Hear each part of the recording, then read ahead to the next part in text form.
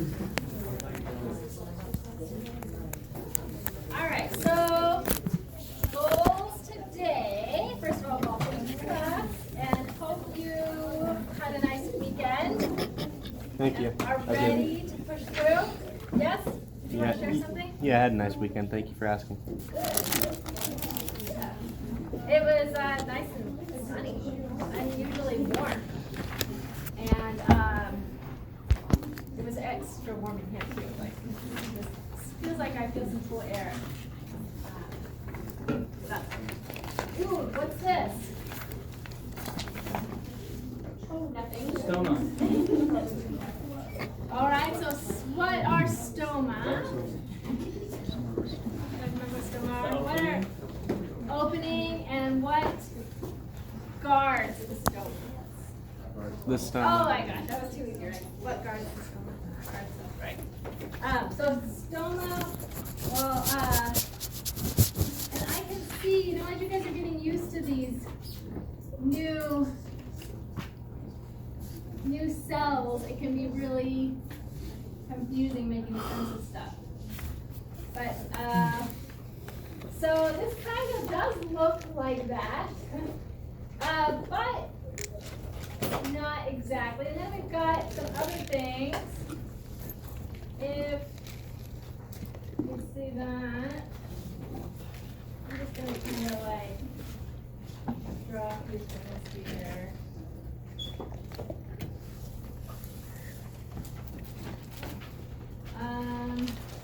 What is that? All right, multiple things happening here. All right. So if you also then see some other cells around here.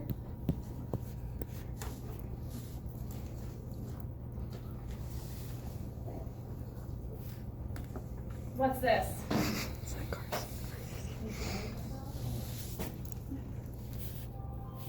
Is it So stoma? it's stomata. We've got two guard cells, and this is the opening. These then are epidermal cells. These are also epidermal cells, but specialized ones. And then this is actually what I'm trying to draw here is a cell inside of a potato. So inside of that, so this is a cell wall. So inside of that cell, which is thin-walled storage kind of cell, alive at maturity. There's a lot of those inside of a potato, inside of a peach, inside of a pear. What is it? What kind of cell would that be? A parenchyma cell. And these are organelles inside of that special parenchyma cell within a potato. Do you guys remember what these organelles might be? If I add iodine to them, they turn like a bluish black color.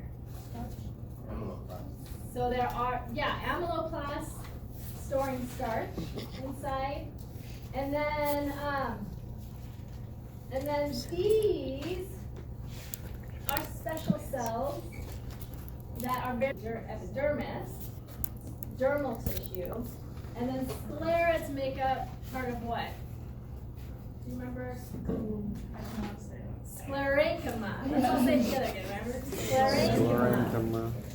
And sclerenchyma, there's two major types of sclerenchyma.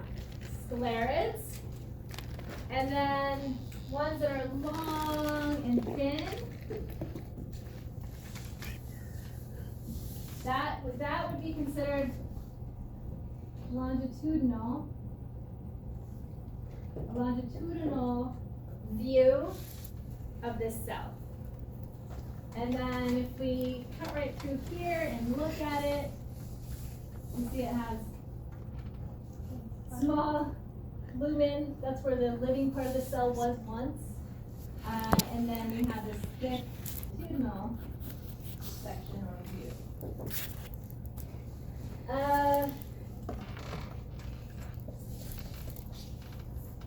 So keep in mind that like for instance, in your lab, the last thing you need to do, well, if you depending on which order you went through things, but the last point you went to on your lab should have been to look at these specific cells in cross-section. What are these cells? Fiber cells.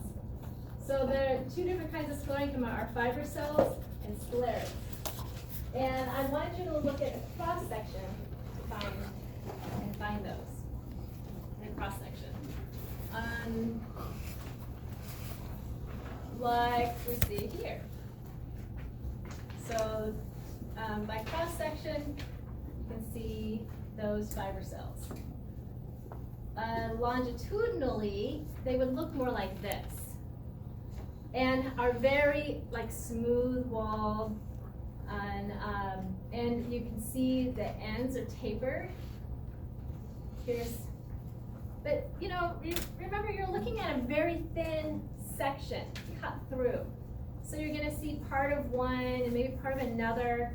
It's gonna be very rare for you to see an entire tapered end of each one because they might have been slightly off, and when the cut was made, it kind of went through part of one, right? So you're seeing if this is like a grouping of fiber cells and then sliced right through that, you're going to see something like this. Okay?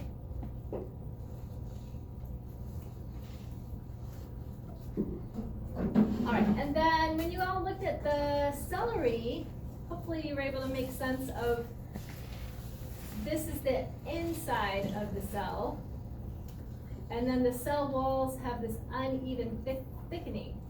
And they almost look kind of like you see here, silvery or lighter colored, almost like a shiny look to them. Next to these very thin-walled, larger parenchyma cells. So these ones were the cholenchyma, which are kind of elongated slightly, but not like you see with fiber cells. And at maturity, they're alive at maturity, whereas fiber cells are dead. So the cholenchyma cells can kind of grow with the plant and still offer structural support, whereas fiber cells are not going to be as stretchy and growing with the plant. All right. So a review of those three tissue systems. With just these examples here. The dermal tissue system, some examples, but we also saw hairs, trichomes, and the unspecialized cells. Some of those might be producing waxes, and then there's glandular cells or glandular hairs that are also producing substances on that dermal tissue.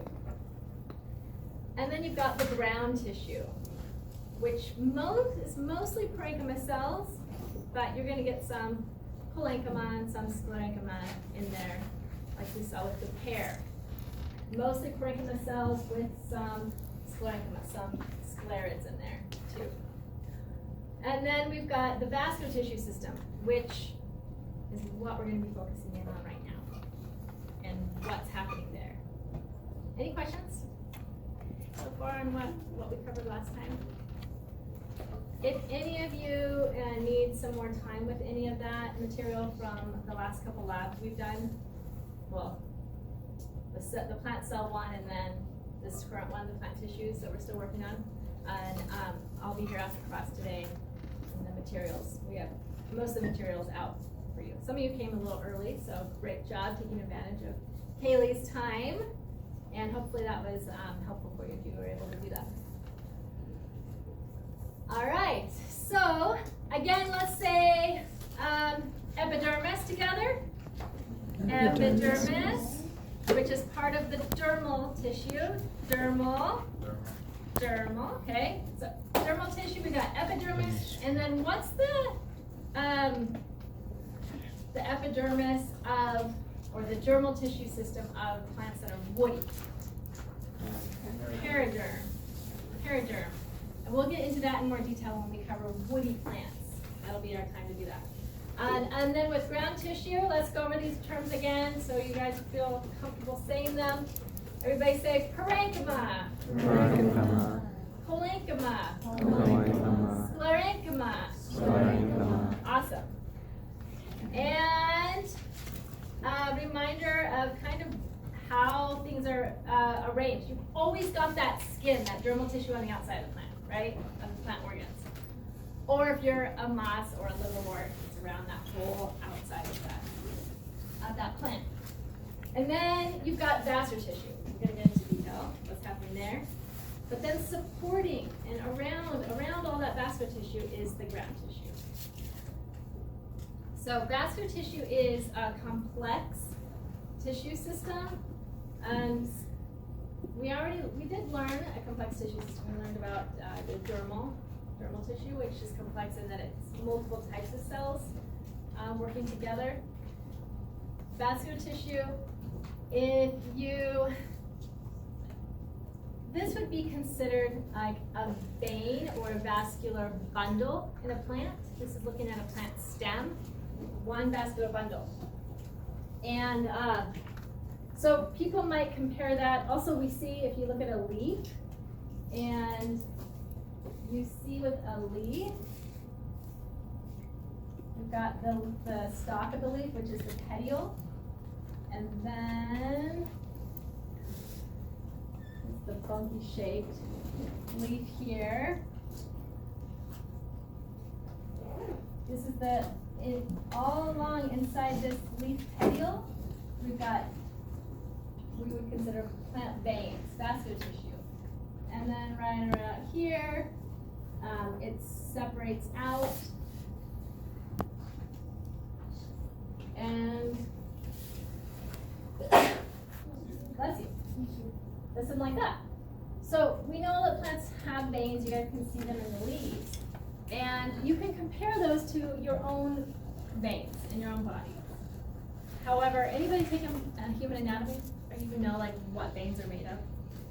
Yes. Made of different cells, but primarily connective tissue. Primarily connective tissue. And like, I'm thinking of a term that's kind of similar to epidermis, but not really, but epithelial cells, which would be kind of like inner skin cells, kind of? Endothelial cells. Endothelial. That's like it lines the inside of the blood vessel. Okay. So, but a blood vessel is made up of a lot of little tiny cells forming a tube. Is that right? Yeah, A lot of little basically, cells yeah. forming a tube. And that's a vein. And then you've got material moving through that, right? We've got food moving through there. Guys, what else? You guys know what Blood cells. Yeah, you've got blood. What's in the blood? Blood cells. What kind of blood cells? What are some different kinds of blood cells? White blood cells. White blood cells, red blood cells. We've got platelets, and we've got what is a major function of red blood cells? Oxygen carrying. Oxygen carrying, and then the other side of it too is helping get carbon dioxide out. So that's all happening. We've also got potential like trash. I mean, like it's like the blood. Our blood vessels are moving things that we don't want around and out, things that we do want, nutrients, all kinds of things. And so think about like what is a plant's vascular system doing? Same kind of thing, right? It's moving around important nutrients for the plant. It's helping move things around and helping get things around to all the different cells. So like our blood vessels, we've got arteries, and we've got vessels, we've got capillaries, which are little tiny ones. And plants do something similar too. They've got like the bigger vessels, and then they have like littler ones. And in a plant like this, we have like our major veins doing something like this in a plant. And then if you look really close, you'll see that there's all these little tiny things off those. That's not That are good. kind of similar to capillaries. And what that is called netted venation. And this is kind of introducing this term, venation, to you now, and we'll get into it more when we cover leaves. But this is considered netted venation compared to if we're talking like a leaf of a grass. Here's a blade of grass. And you've got veins coming up through, like so, but then they have connections as well. There's connections between them, which are kind of like little tiny, kind of capillary kind of connections. But it doesn't look like a net. And this is considered parallel. Parallel, there we go. Parallel venation. So venation just has to do with how those veins are arranged inside of a leaf, specifically inside of a leaf. All right. So I'm trying to like get you thinking about like comparisons between our bodies and a plant body. But now, if you were to look inside of a human blood vessel, right? We talked about how you have, and my drawing's probably not going to be bad. This is human. This is kind of just thinking about human anatomy here, and this is not human anatomy class. I did take human anatomy, but it's been a long time. But if we just kind of say that you have the actual blood vessel is made up of all these little cells, endothelial cells, and forming a tube. Whereas in plants, you've got multiple cells, but check it out how it looks. It doesn't look like all these little tiny cells forming one big tube. There's a lot of little cells in here doing a lot of different kind of things. And here, look, here's some really big cells. They look like eyes. 2 big eyes, nose, and a smiling mouth. And over here we got big eyebrow happening there. So this whole region here is vascular tissue. Like I said, could be considered like an actual vascular bundle. But what it's made of is xylem and phloem. Vascular tissue we can split into 2 major components, xylem and phloem. We don't have something like that in our vessel. So our vascular system's vastly different than plants. But I started out talking about similarities, because there are similarities too, and overlap. A plant, their vascular systems have one part of it is xylem that functions mostly to move water and minerals from the soil around. And generally, it's a one-way kind of thing, from the roots, pulling water and minerals from the soil up in the plant, and all the way up through to the leaves and out of the stomata.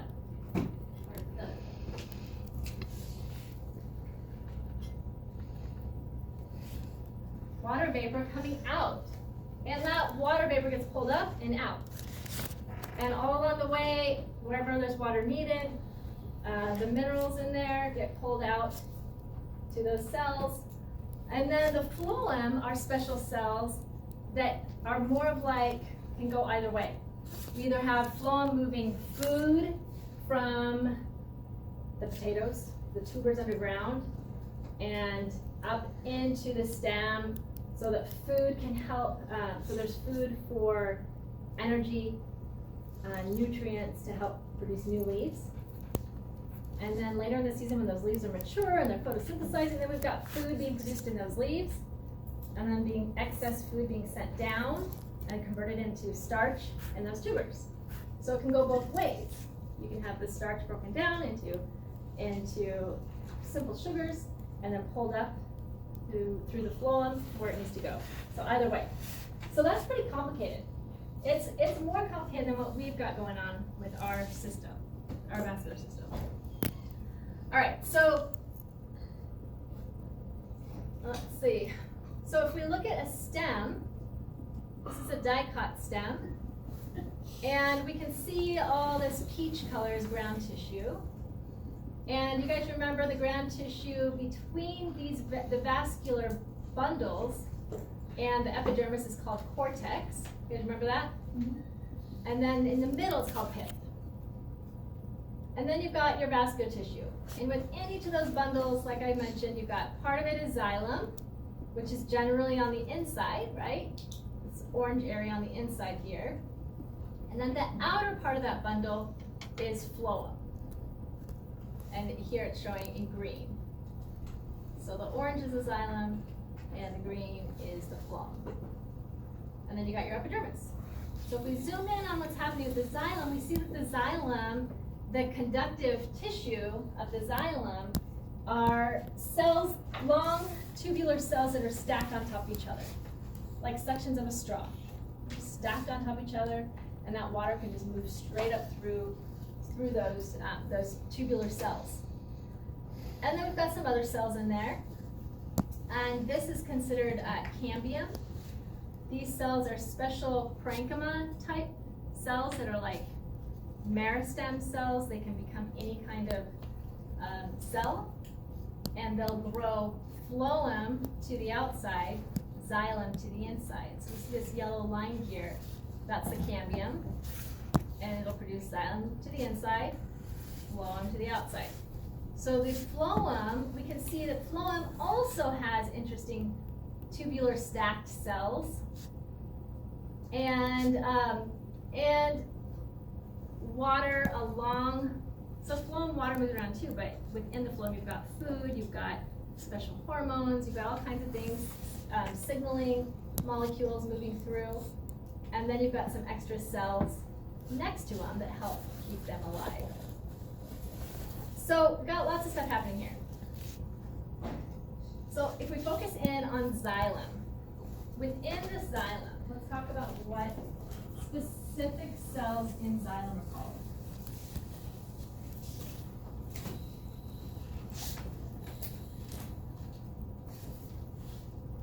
First off, remind me, what is the xylem, what's the major functions of xylem? Water. So water,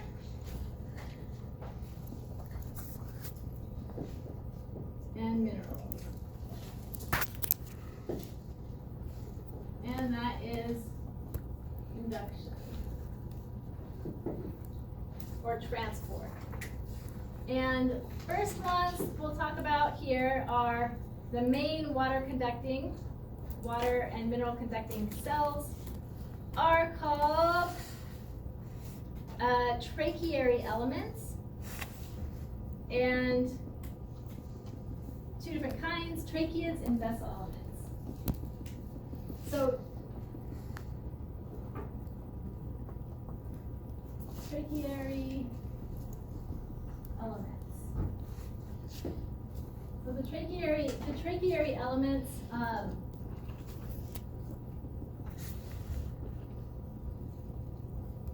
tracheids and then vessel elements.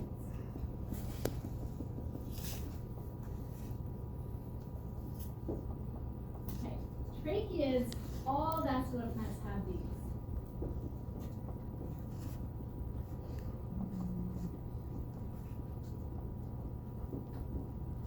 And vessel elements, angiosperms.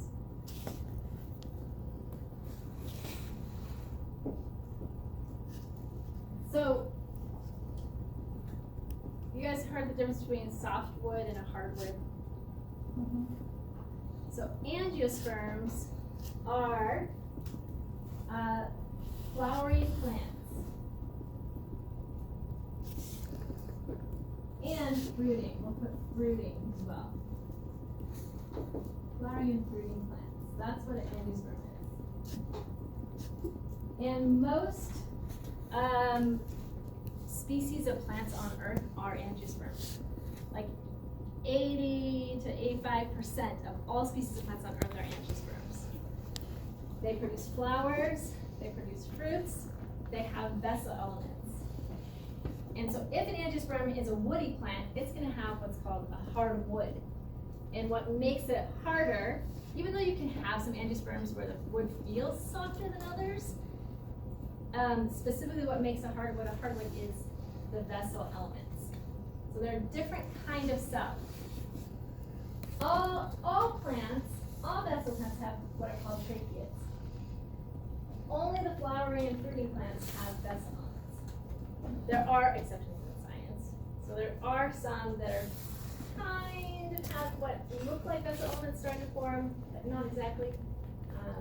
And we'll get into those. When we talked about the major groups of plants, angiosperms, gymnosperms, bryophytes, pteridophytes, the ferns, the mosses, the conifers, and then the flowering plants. Conifers, ferns, and cycads, they all have just tracheids. Angiosperms have vessels too. Alright, so tracheids, what a tracheid looks like, it kind of looks similar to what I drew of a fiber cell. You have, well, I'm going to make it a little more tapered. Got tapered, long tapered cells. But remember, the fiber cells were very smooth looking. Whereas when you see tracheids under the microscope, you're going to notice that they have little dots all over them. So that's going to differentiate them from fiber cells if you're looking at them under the microscope. The fiber cells are sometimes even thinner and longer as well. And anyone want to make any guesses of what these dots are? Pits. They're pits, yes. You learned another name for them. Stoma. No. Stoma are going to be on epidermis. Plasma. We're talking about, very good, we're talking about vasculature right now. Plasma desmata. So when those cells were produced, these were special connections between cells. And these cells are, I'm going to put here, dead. Oh, dead at, doesn't look that great either. Dead at maturity. That's so sad. They're dead at maturity. They're there to become kind of, these long cells that are just going to move water and minerals around. So they need to be dead. They need to have an open space inside and be more like a tube. So, so they're going to have pretty thick cell walls. Secondary cell walls are coming into play here. And they actually are really close to each other. So when they're produced, they have those plasmodesmata connections, and it'll be connecting cells together. And there'll be maybe another one right here, and so forth. And they've got those connections.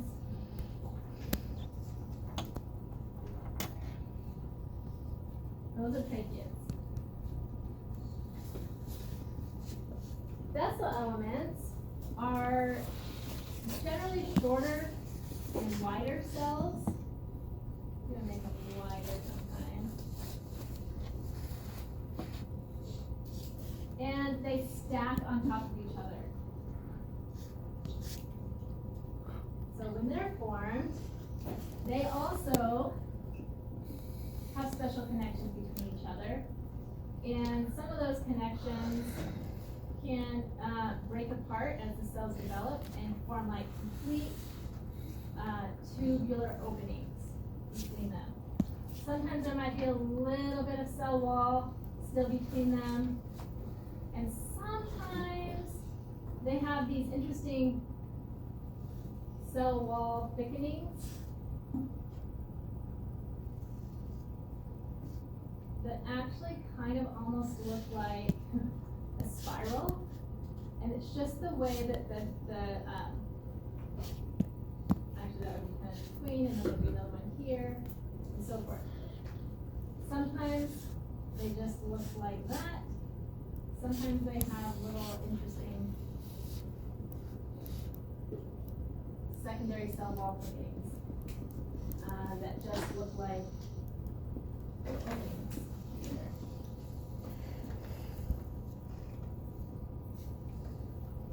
So here we have about three cells hooked onto each other. And they stack on one on top of the other. And water can move up through this just vertically like so. Not too much getting in the way. Whereas with tracheids, water moves kind of, you imagine a lot of these built up on each other. Water moves by way of these plasmodesmata or pits, not just up through like a long tube. So water movement's different. So thinking about how water moves through tracheids compared to a vessel, which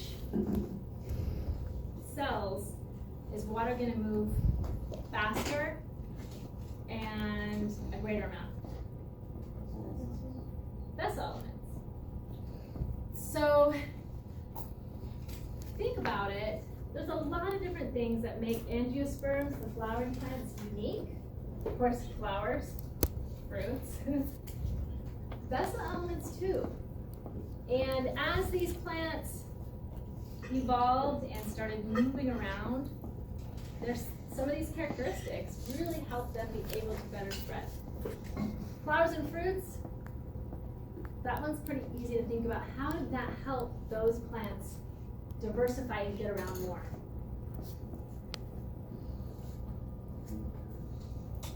You've got like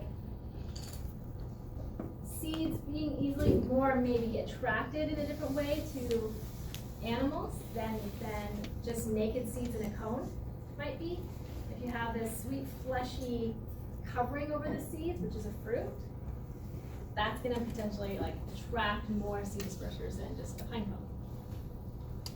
And thinking about how pollinators interact with flowers and what's happening there. So we'll be talking about that stuff more later in the semester, but just looking at the anatomical differences between having vessel elements versus mixed with tracheids. Angiosperms have both vessel elements and tracheids, and then the other major plants only have tracheids. What a difference that is getting water up and taking more advantage of water in the springtime, getting more up there.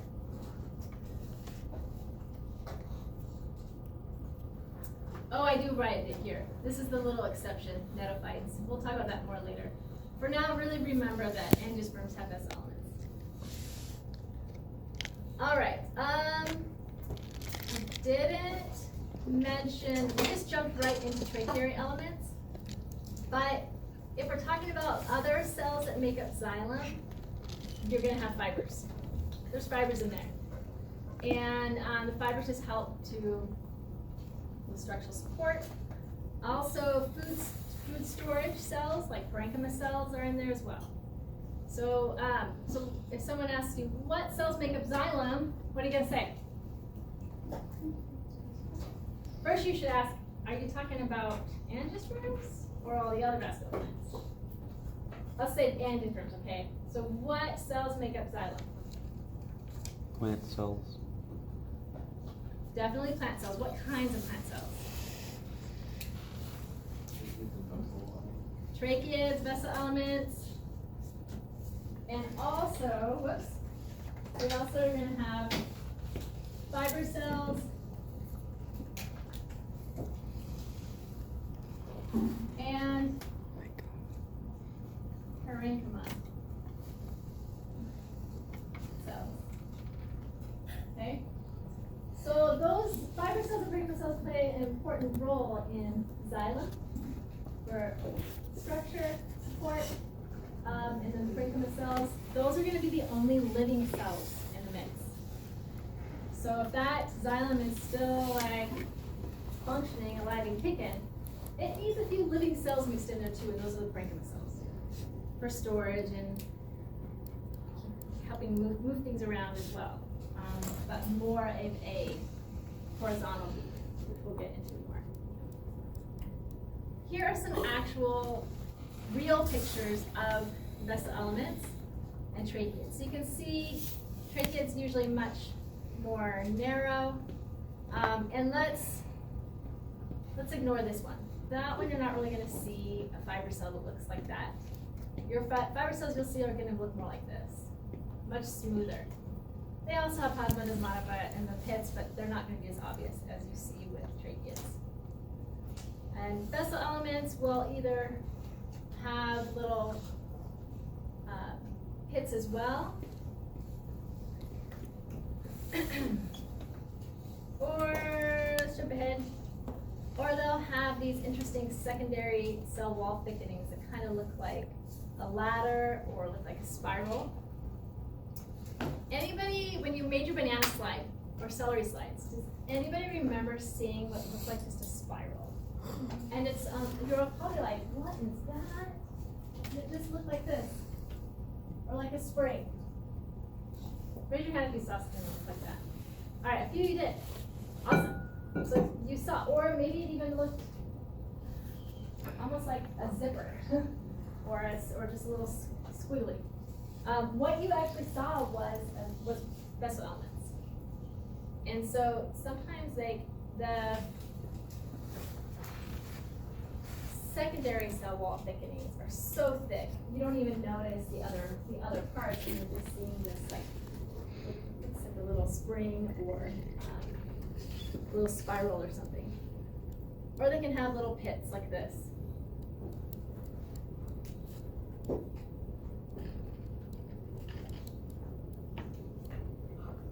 This is just showing the stacking, the way that they stack on top of each other. Some can be completely open, and some can have little secondary cell wall thickenings that look like that. But it doesn't interfere with the flow, that column of water, as that water's moving up. In tracheids, you've got a sideways or lateral movement of water. I kind of showed it here, but it's even more extreme than that. Like it's like, because it's moving through multiple cells.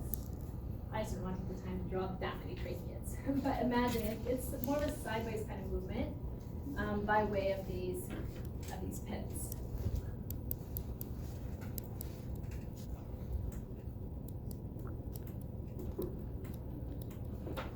Okay. I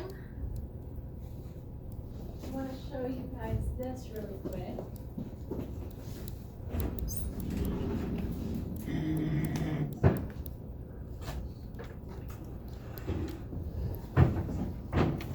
What we're seeing here is a cross-section of a stem, kind of a pizza slice cross-section of a stem. And this is a woody stem. And the actual main wood of a stem is all xylem. But you've got like periodic growth of the xylem, and those are the annular growth rings that you see.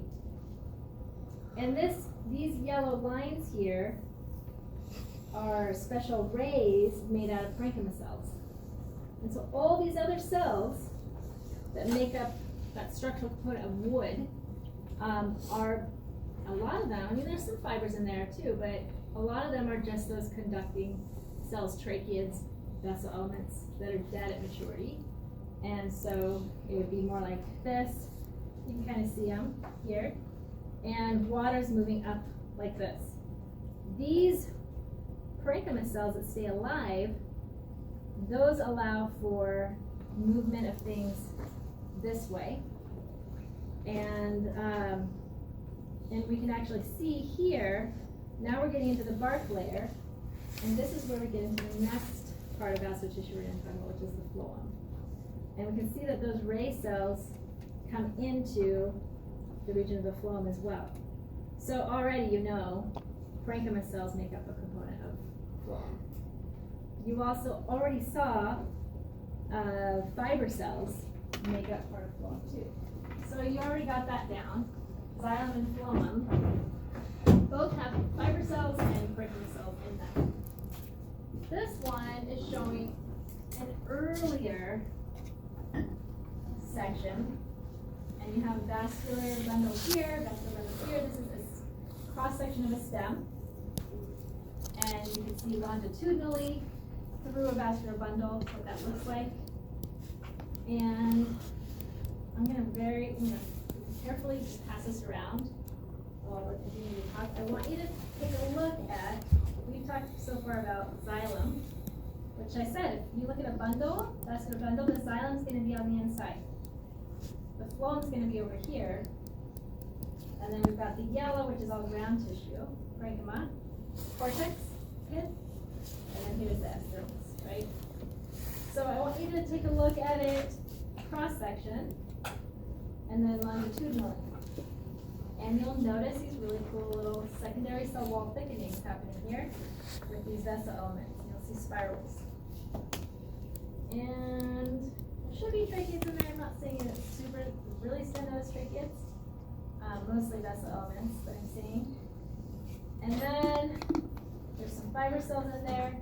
And then we get into these purple cells, which are those special cells that are going to grow more xylem this way and phloem to that way. That's called the cambium layer. Then we get into phloem. All right, so go ahead and carefully pass that around and take a look. And let's jump into what phloem is. It's so gross.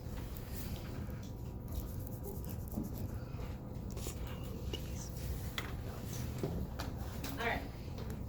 So, I'm going to erase all this stuff.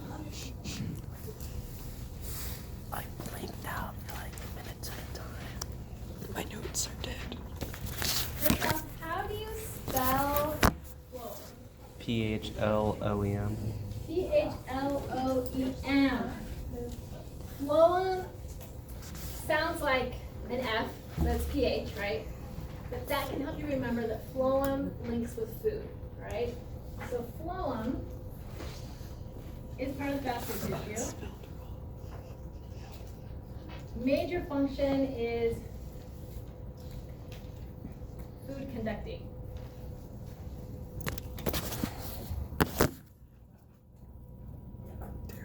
Also, hormones, signaling proteins as well. Sometimes you can get signaling proteins can move through the xylem as well. Both xylem and phloem are right next to each other. They can connect together. In order for phloem to function, it uses water from the xylem. So you also have those like horizontal connections by way of those parenchyma cells that help them link them together. So food, we can say hormones. How do you get those? How do you get the cells up in the leaves to know that it's getting really dry down there in the roots? Well, The water won't go where it's dry. there's still water coming, but it might be starting to slow down, so that's one way, right? But there's also going to be hormones. There's going to be special molecules that are like communication molecules, signaling molecules, that will help those cells know what's going on. And it's time to close those stomata.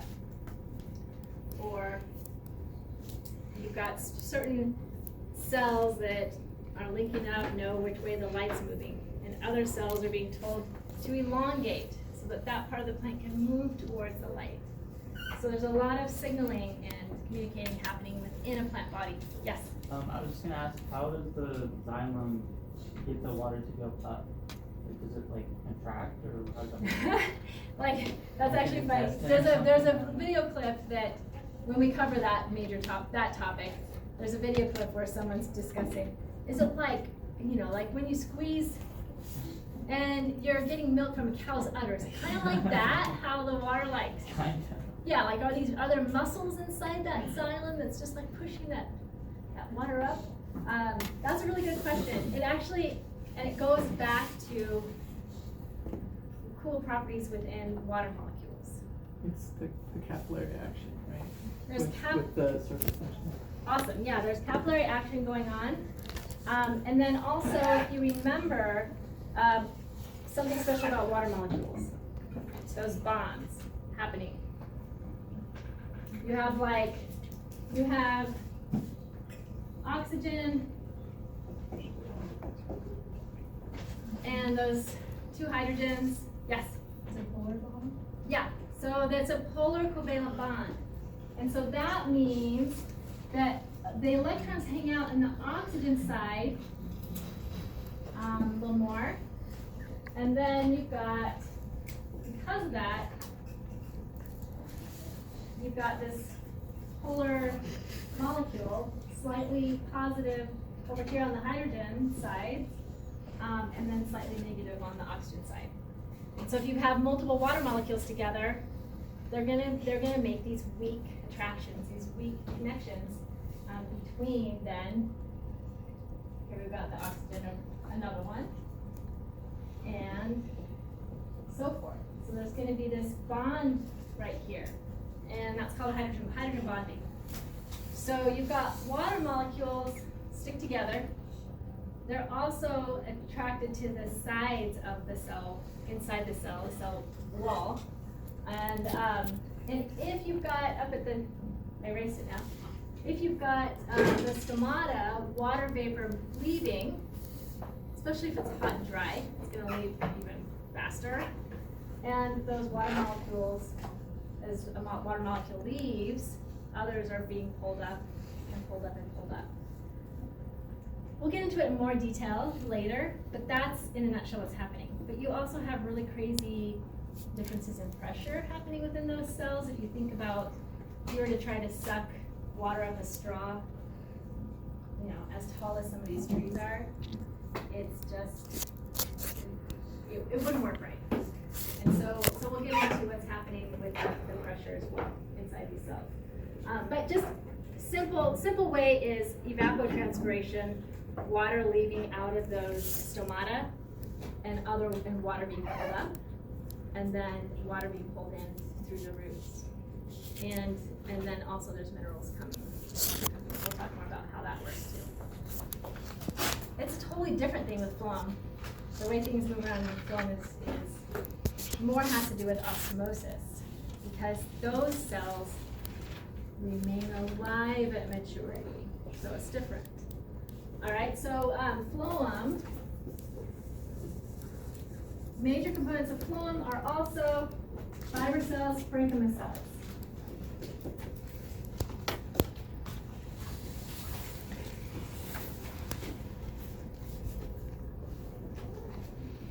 Doing the same kind of thing that they really do within xylem.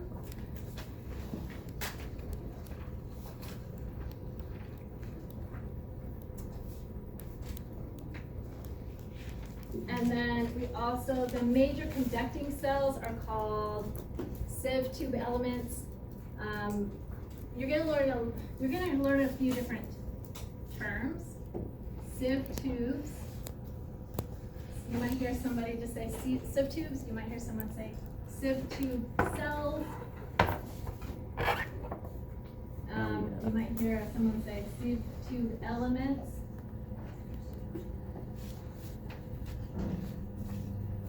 Like you see here, vessel elements, vessel cells, and then you might hear over here, I don't know. Yeah, you could say multiple sieve elements on top of each other is making like a big vessel. All right, so sieve tube cells, sieve tube elements, and what they are long cells that stack on top of each other, similar to vessel elements, except they're alive at maturity, but not fully alive, partially alive. And they're kept alive by special cells called companion cells. And so, let's see, do I have it? Right here. So imagine a cell, we're gonna be also talking about mitosis today. So cells undergoing mitosis means division of a nucleus. And you have two cells,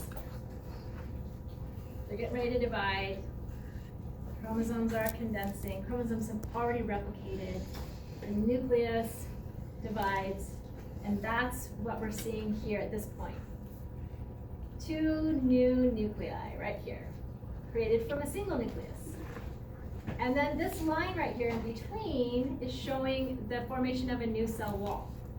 That's called a cell plate. So we see that cell wall forms, and it forms completely. Now we have two cells, except they look different. One cell has a huge vacuole, and that vacuole, of course, has a membrane around it. And that kind of degrades and goes away, and the nucleus degrades, and all that's left in there is cell membrane. So now we see there's cell membrane, and then we see these plasmodesmata, these connections between cells are openings, and it's all cell membrane, connecting. And this cell over here is called a companion cell. It stays alive, it conserves its nucleus, and it actually provides what's needed to keep the cell next to it alive.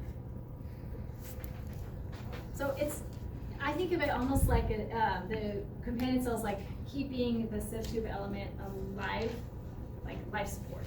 It's providing life support. But it doesn't have a nucleus anymore. It doesn't have all the different organelles because now its main function is to move food around. And so it needs that, still needs to have what a cytosol and membrane in order for osmosis to function. And that is how actually the sugars get around. There's some different hypotheses, and major one we'll get into in more detail later, how they function. All right. This is what it's gonna look like when you look under the microscope. You're gonna see a long tubular cell. This darkened area is what is called a sieve plate. And you guys know when you're making pasta, you're like, I drain the pasta, and you put it in a sieve or colander, and then you drain the water out. Imagine cell wall that looks like that has all these holes in it, and that is actually what is connecting these cells together. And then there's membrane between those, so all this plasmodesmata. And that's how then the water along with the sugars can move through, and hormones if they need to get around. All right, so the way the slides are stained, you'll see a little bit of a darkening there like you see here. Also like this. So here's a drawing showing that sieve plate, and there's staining right here. And those are actually stained. And what's interesting is when these slides are made, you'll actually see a little bit of the strands of cytoplasm. And they've stained because there's special proteins in there that make up the stain, that hang around right there at those sieve plates. So that's how you're gonna be able to identify sieve tube elements, is by the shape, this kind of like long sort of rectangular shape happening, and then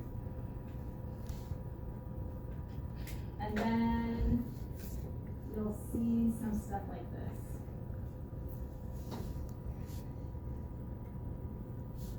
Or it might just be a darkened, kind of like that. You see a cell to the side of it, and you can kind of make out a nucleus. That's going to be the companion cell.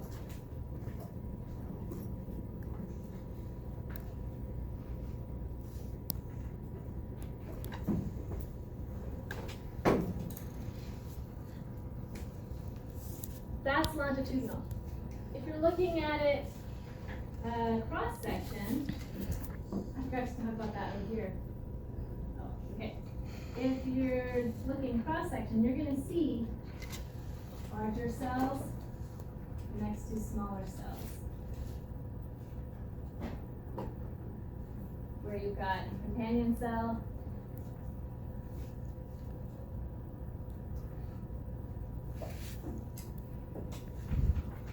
next to sieve tube cell.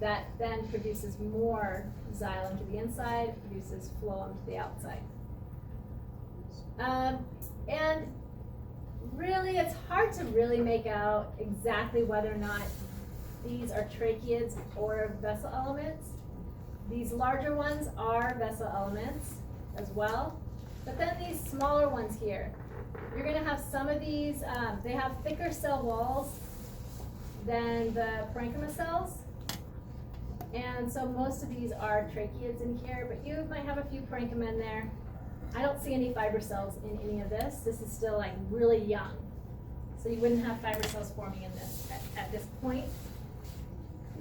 But now let's look at the phloem. Here's phloem here, and here's phloem here. If you look at this phloem, you see how some of them have like these weird like yellow and green sort of things and little stuff happening inside of those cells. What that is just sort of, this is stained a little different. That's just the sieve plate. That's showing some of the sieve plate. So here's a cell with a smaller cell next to it. And you guys will see microscope slides that look similar to this. We're going to see a cell, a larger cell, and then a small cell. There's a small cell there next to a larger cell. So you have the sieve tube elements next to companion cells there. But really what stands out is these huge vessel elements. And that'll help you clue in that's xylem. And those are vessel elements. And some of these cells around are most likely tracheids. And then there's going to be fiber cells and parenchyma cells in there too. So that's going to be a big difference between tracheids and vessel elements. Tracheids are going to be smaller diameter in the cross section. Vessel elements are going to be much larger diameter. All right. Don't worry about too much, but in your readings, in your chapter reading, trying to see if there's anything. Oh, really quick before I finish what I was saying. These dark cells, these dark regions, this is longitudinal. These dark regions are fiber cells because they have such thick cell walls.